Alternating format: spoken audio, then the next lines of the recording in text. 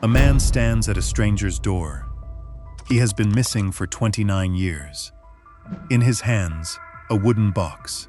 Inside it, evidence that should not exist. His name is Mike Markham. Back to the Future. Could it actually happen with a real time machine?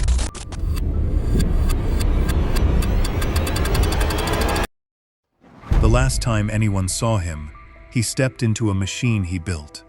Then he was gone. That same night, his garage burned to the ground. Melted copper, destroyed transformers. A 6-foot ring burned into the floor. No body, no remains. Only a note, folded inside a metal toolbox. It's not about time, it's about how you see things. For 30 years, the world believes he is dead. Now he is back, older, hollow, carrying proof. But not proof of time travel, something worse. This is the dark secret he carried home. Mike Markham grows up in rural Missouri. No degree, no funding, just a boy obsessed with electricity. He pulls transformers from junkyards. He learns from library books. He builds anything that throws a spark. One night, in his garage, he builds a Jacob's ladder. 2 metal rods, a blue arc climbing between them. Nothing strange.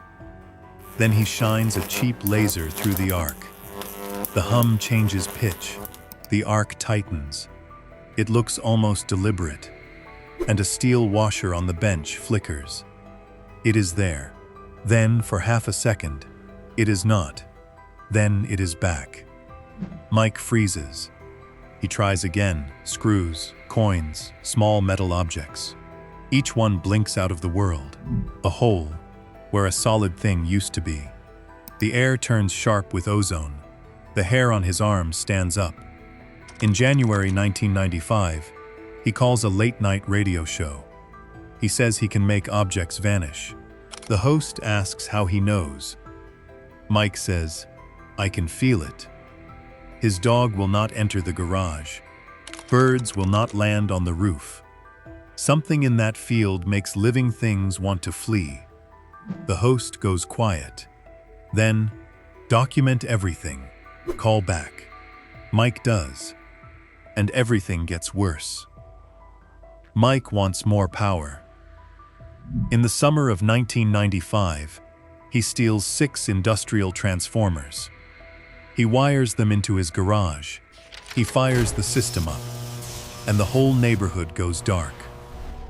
Investigators trace the surge to his door. 60 days in county jail. But the cell does not stop him. He sketches diagrams on the wall. He walks out more obsessed than when he went in. He rebuilds, bigger, stronger. Now the objects do not just flicker. They are gone for seconds.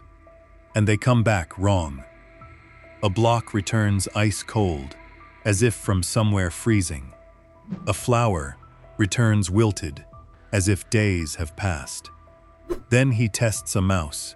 It vanishes for 5 seconds. It comes back alive, but it spins in circles. It refuses food. 2 days later, it is dead.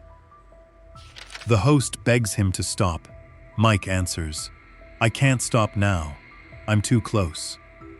In his final call, he says he stepped into the field himself.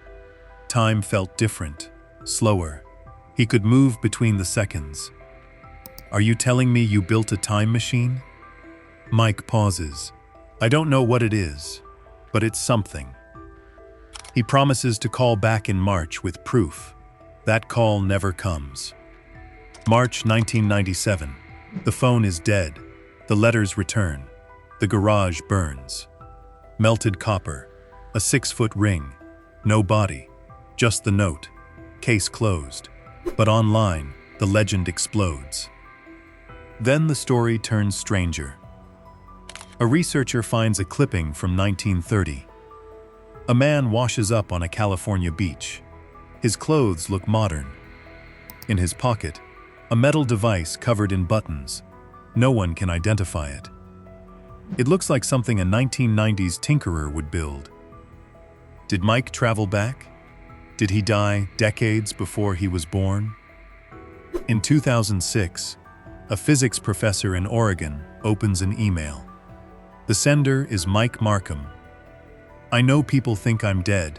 I'm not. But I'm not exactly here either. Attached are diagrams, far beyond anything Mike ever described. The trail leads to a library in Hawaii. Then it goes cold. Then comes 2022.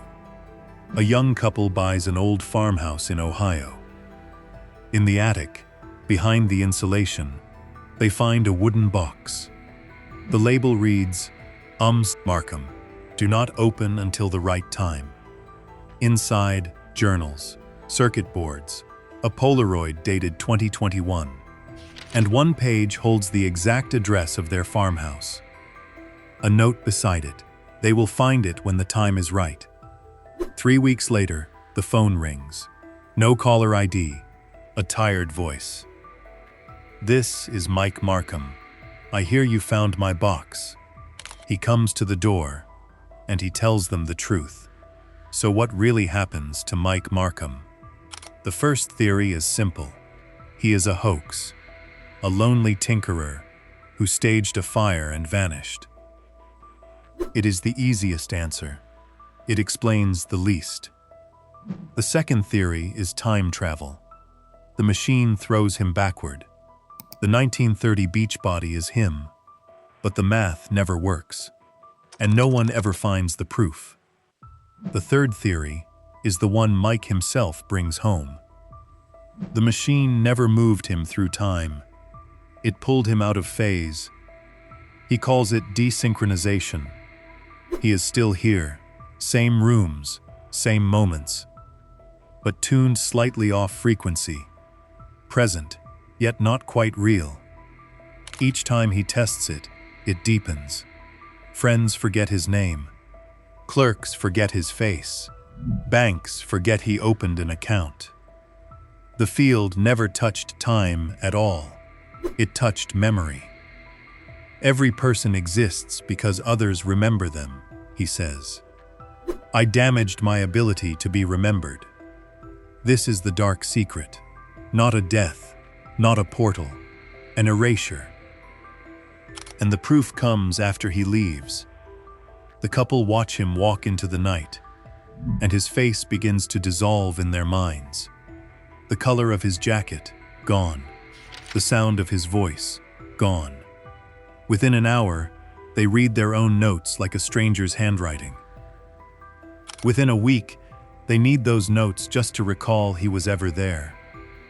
The journals are real. The Polaroid is real.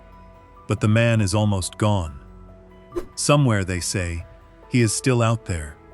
Still breathing, still walking, still trying to be remembered. So here is the question. What happens when the thing that makes you real, the ability of others to remember you, simply breaks? Is Mike Markham a hoax, a time traveler, or something we have no word for? Tell us your theory in the comments. Some doors, once opened, never fully close.